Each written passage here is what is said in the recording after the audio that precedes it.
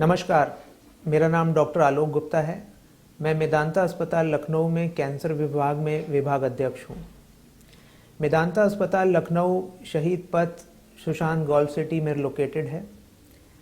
यह अस्पताल एक 1000 बेडेड मल्टी सुपर स्पेशलिटी अस्पताल है और कैंसर विभाग इसमें इस्टेब्लिश्ड है।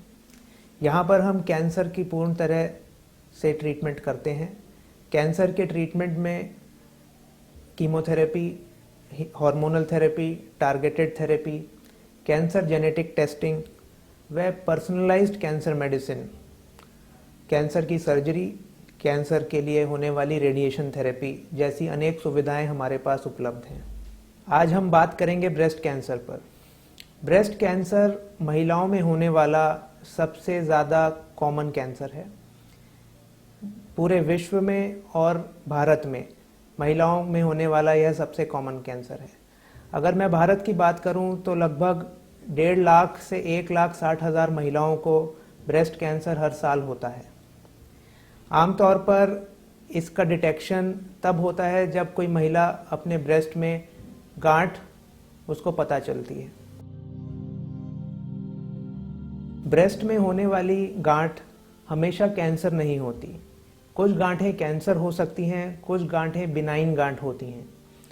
इसलिए आवश्यक है कि अगर कोई महिला को पता चले कि उसके ब्रेस्ट में गांठ महसूस हो रही है तो उसकी जांच कराना बहुत इम्पॉर्टेंट हो जाता है। किसी महिला को पता चले कि उसकी ब्रेस्ट में गांठ है तो उसे डॉक्टर को कंसल्ट करना चाहिए। डॉक्टर उसको एक इन्वेस्टिगेशन बताएंगे जिसको हम मैमोग्राफी बोलते हैं। मैमोग्राफी एक्सरे होता है, एक विशेष प्रकार का एक्सरे ब्रेस्ट के लिए होता है।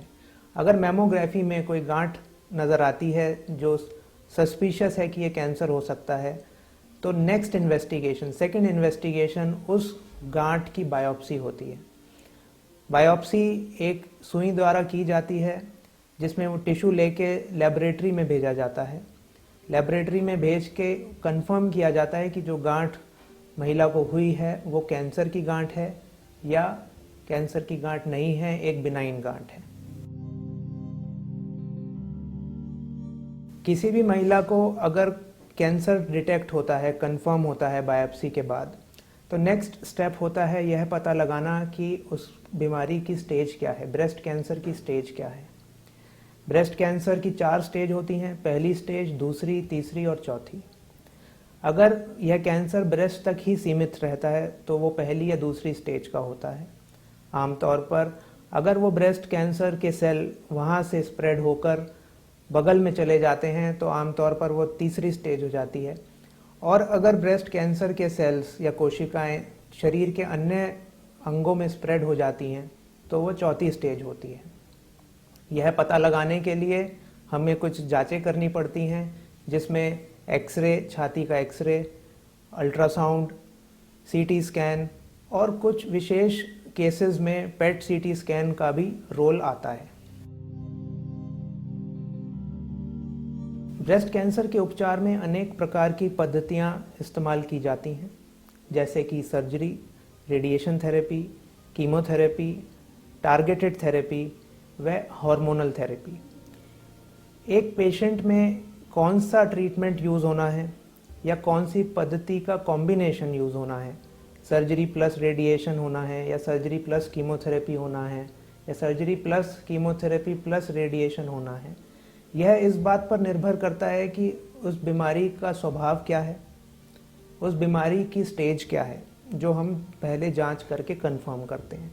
तो ब्रेस्ट कैंसर एक बीमारी नहीं है। ब्रेस्ट कैंसर एक तरह से एक बीमारियों का समूह है जिसमें हर पेशेंट का इलाज उसकी बीमारी के अनुसार किया जाता है। ज़्यादातर पेशेंट्स जिनको ब्रेस्ट कैंसर पहली, दूसरी व तीसरी स्टेज में डिटेक्ट होता है वह इस बीमारी से पूर्ण तरह से मुक्ति पा सकते हैं। पहली और दूसरी स्टेज में यह बीमारी ठीक हो जाने का संभावना 90% से ज़्यादा है। वहीं चौथी स्टेज में अगर ये डिटेक्ट होता है तो कई बार आउटकम्स इतने अच्छे नहीं होते हैं।